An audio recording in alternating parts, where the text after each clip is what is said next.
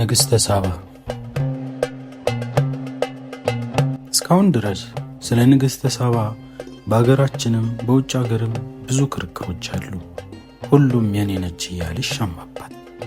የአረብና የኢትዮጵያ ሕዝብ ንግሥተ ሳባ የእኛ ንግሥት ነበረች እያሉ እስካሁን ያልተፈታ ክርክር ውስጥ ናቸው።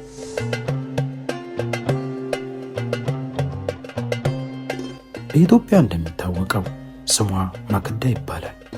ንግሥተ ሳባ በነገሰችበት ወቅት የኢትዮጵያ፣ የአረብ፣ የግብፅ፣ የህንድ፣ የኢየሩሳሌም ሰዎች ሸቀጣሸቀጦች፣ ልብስ፣ ሽቶ፣ ዕጣን፣ ወርቅ ይነግዱ ነበር።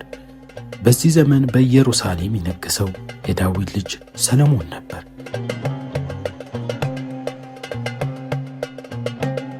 እናም ታምሪን የሚባል ነጋዴ ከኢትዮጵያ ተነስቶ ወደ ኢየሩሳሌም እየተመላለሰ የሚነግድ ሰው ነበር።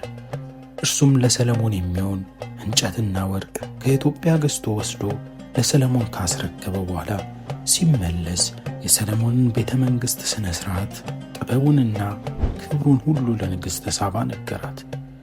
ንግሥተ ሳባም ይህንን ከሰማች በኋላ በጆሮ የሰማሁትን በዓይኔ እጄ ማረጋገጥ አለብኝ ብላ በብዙ ወታደርና ደንገጡር ታጅባ ልዩ ልዩ ስጦታዎችን ይዛ በታምሪን መሪነት ወደ ኢየሩሳሌም ወረደች።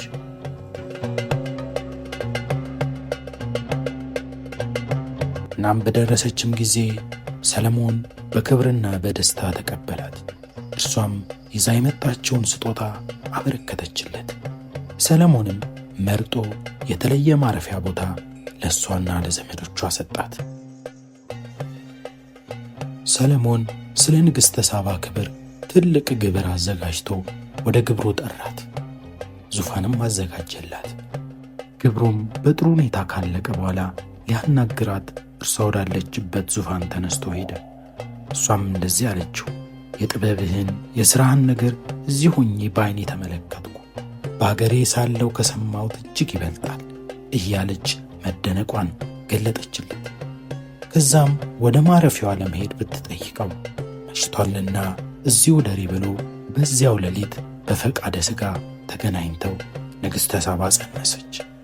ከዚህ በኋላ ልጅ መሆኑን የምትረዳበት ምልክት ስጠኝ ብላ ከሰለሞን የጣቱን ወርቅ ተቀብላ ቶሎ ወደ አገሯ ተመለሰች። የኤርትራን ባህር ተሻግራ በሐማሴን አውራጃ ማይበላ የሚባለው አገር ስትደርስ ወንድ ልጅ ወለደች። ስሙንም እብነ መለክ ብላ ሰየመችው። ተረጓሚውም የንጉሥ ወይም የገዥ ልጅ ማለት ነው።